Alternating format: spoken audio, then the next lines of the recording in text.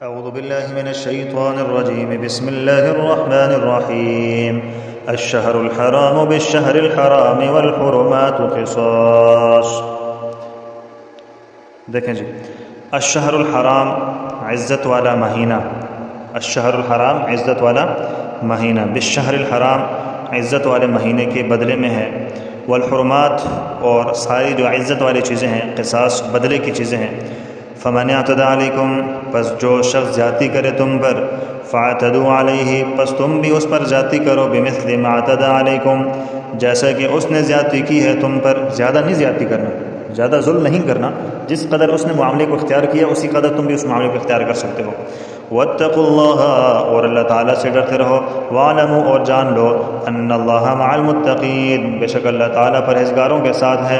وانفقوا فی سبیل اللہ، اور تم خرچ کرو اللہ کے راستے میں۔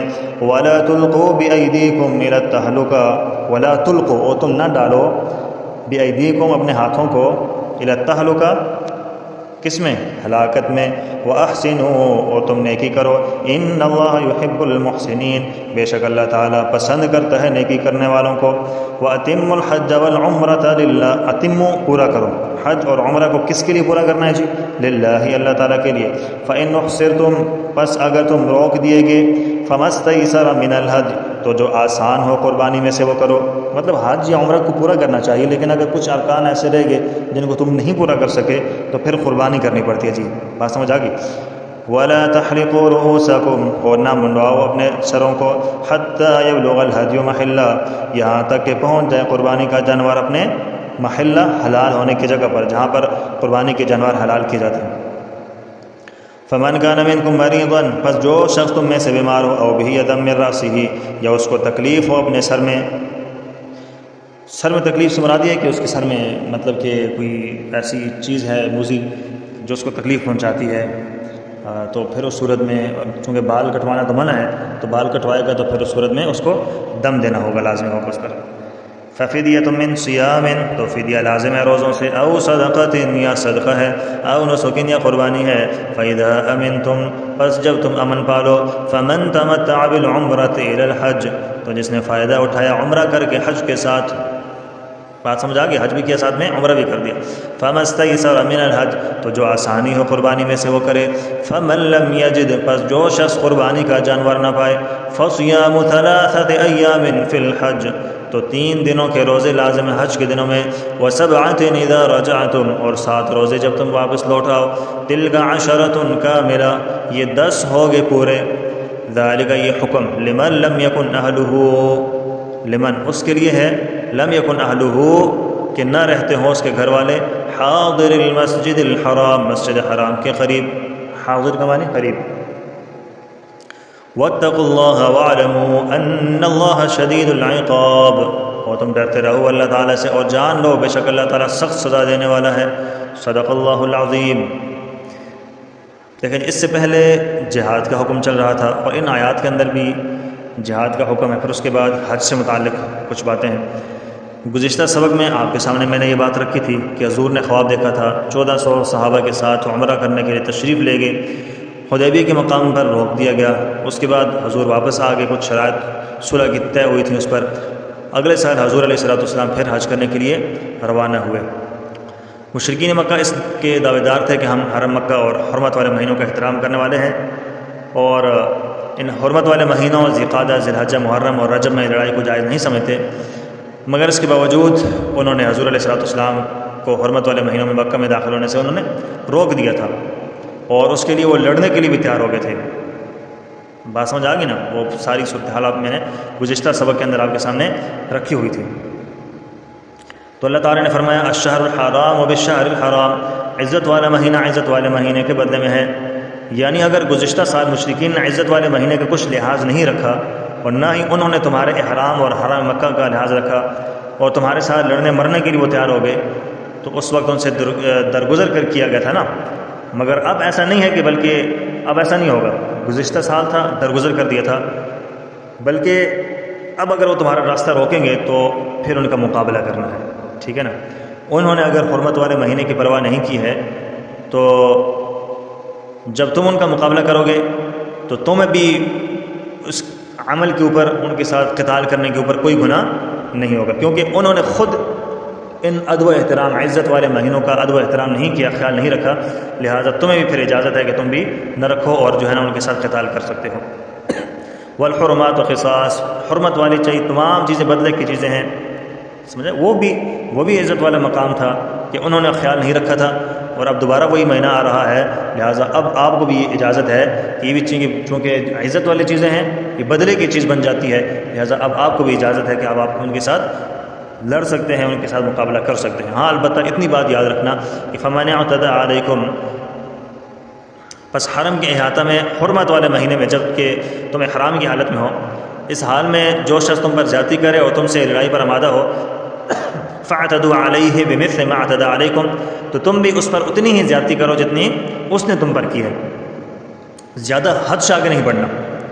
واتقوا اللہ، اور اللہ تعالیٰ سے ڈرتے رہو کہ تم سے اس کے احکامات کی مخالفت نہ کہیں ہو جائے۔ بات سمجھ آ گئی نا؟ یہ نہ ہو کہ تم حد سے آگے تجاوز کر جاؤ، اللہ تعالیٰ سے خوف رکھنا ہے اللہ تعالیٰ کا۔ وَاعْلَمُوا أَنَّ اللَّهَ مَعَ الْمُتَّقِينَ، اور جان لو بے شک اللہ تعالیٰ پرہیزگاروں کے ساتھ ہے۔ شرعی احکام کی پابندی کرنے والے متقی ہوتے ہیں جی، اور اللہ کی رضا بھی انہی لوگوں کو نصیب ہوتی ہے، اور اس کی مدد بھی انہی کو شامل حال ہوتی ہے۔ بات سمجھ آ گئی نا؟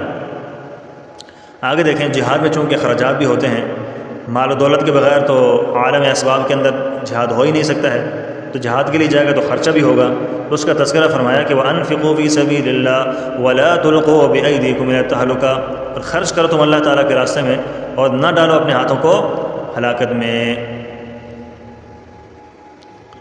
تو جہاد کے موقع پر جب بندہ نکلتا ہے تو جہاد کے موقع پر خرچ بھی کرنا پڑے گا آپ کو، جب خرچ نہیں کرو گے تو پھر اپنے آپ کو ہلاکت میں ڈالنے والی بات ہوگی۔ ظاہر سی بات ہے، جب آپ خرچ نہیں کرو گے، آپ تلوار نہیں لوگے، آپ ایسا اسلحہ اپنے ساتھ نہیں رکھو گے، تو جہاد کے اندر جب خرچہ نہیں کرو گے تو اپنے گھوڑوں کو کھلاؤ پلاؤ گے نہیں، خود اپنی ذات پہ خرچہ نہیں کرو گے، تو پھر جہاد کیسے کرو گے؟ جہاد کے لیے تو ضروری ہے کہ خرچہ بندہ کرے، اپنے پاس بہترین قسم کی سواری ہونی چاہیے اور اس پر بہترین قسم کا خرچہ ہونا چاہیے، اپنے پاس بہترین قسم کا اسلحہ ہونا چاہیے، ہتھیار ہونے چاہیے، تاکہ دشمن کے ساتھ مقابلے کے وقت کوئی تکلیف کا سامنا نہ کرنا پڑے۔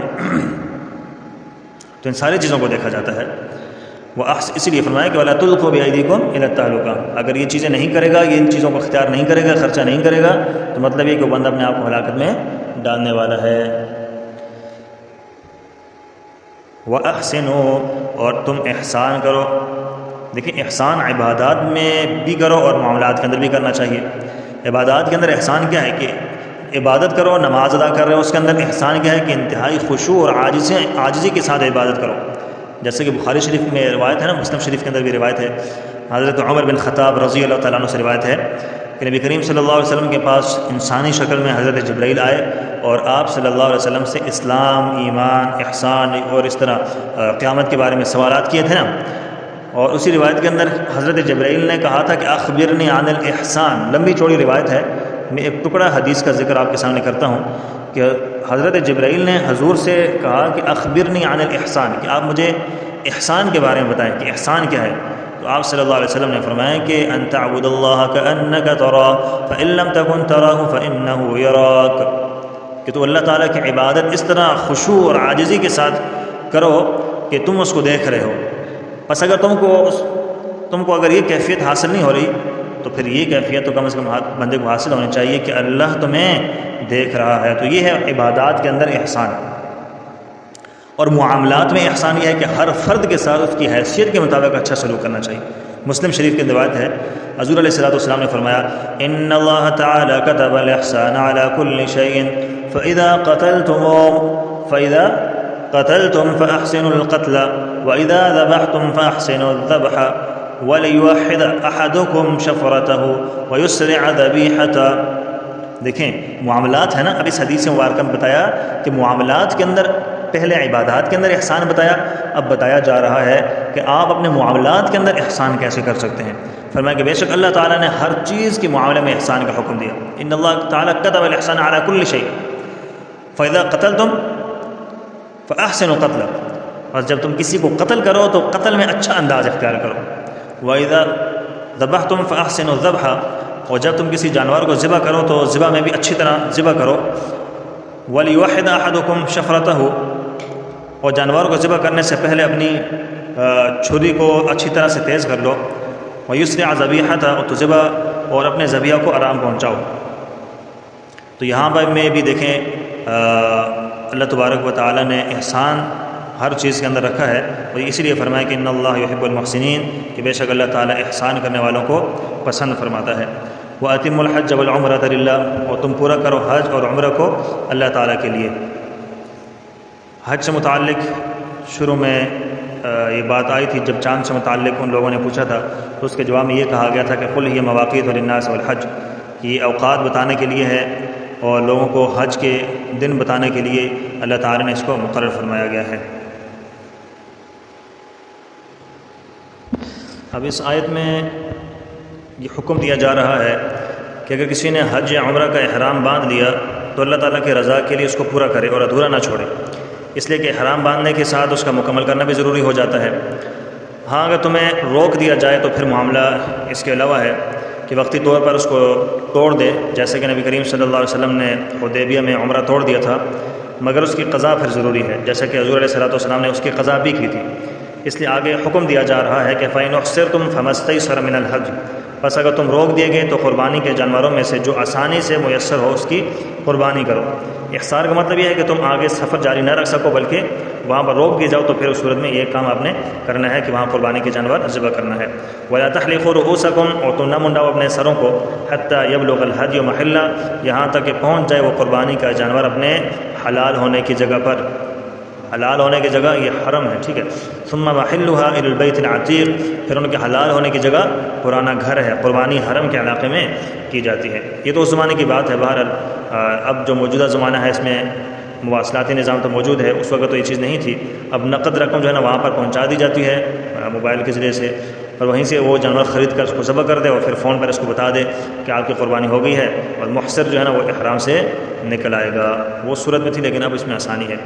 تو احرام میں کچھ چیزیں ممنوع ہوتی ہیں، مثلا سلا ہوا کپڑا نہیں پہن سکتا ہے، سر نہیں ڈھانپ سکتا، خوشبو نہیں لگا سکتا، بال ناخن نہیں کاٹ سکتا، بیوی کے پاس نہیں جا سکتا، شکار نہیں کر سکتا ہے، چاہے وہ خشکی وغیرہ کا بھی ہے۔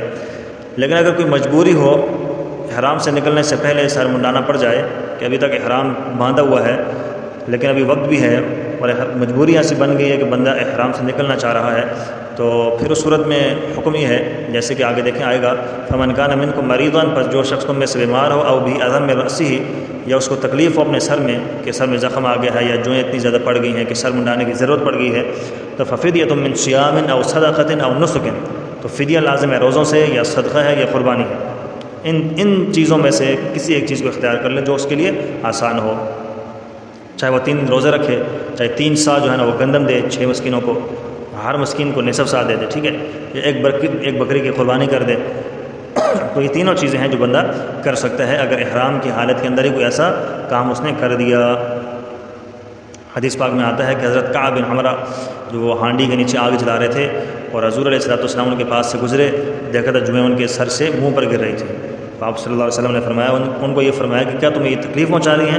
تو کہنے لگے بالکل بہت تکلیف ہے، مگر میں احرام کی حالت میں اللہ کے رسول، تو حضور نے فرمایا کہ حلق کروا دو اور 6 مسکینوں کو 3 سا صدقہ دے دو۔ مطلب ہے کہ احرام اگر کھولے گا، احرام میں اگر کوئی ایسا عمل کر لے گا تو پھر اس صورت میں ان تینوں چیزوں میں سے کوئی ایک چیز لازم آ جاتی ہے۔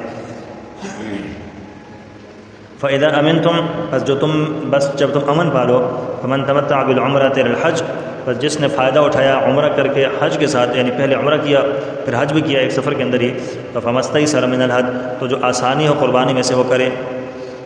تو یہ دم شکر ہے کہ ایک سفر میں عمرے کی سعادت بھی حاصل ہو جاتی ہے اور حج کی سعادت بھی حاصل ہوگی، تو شکریہ کے طور پر پھر کیا کرنا ہے جی، فَمَا اسْتَيْسَرَ مِنَ الْهَدْيِ، کیا کرنا ہے جی، قربانی کرنی ہے۔ اور دوسری بات یہ کہ اس کا گوشت خود بھی کھا سکتا ہے، دوسروں کو بھی کھلا سکتا ہے۔ اگر قربانی دینے کی طاقت نہیں ہے یا ملی نہیں ہے تو فرمایا کہ فَمَن لَّمْ يَجِدْ، پس جو شخص نہ پائے قربانی کا جانور، فَصِيَامُ 3 أَيَّامٍ فِي الْحَجِّ، تو 3 دنوں کے روزے لازم ہیں حج کے دنوں میں، بس 3 دنوں کے روزے لازم ہیں حج کے دنوں میں، اور 7، 8 اور 9 یہ روزے رکھے، ٹھیک ہے، 7، 8 اور 9۔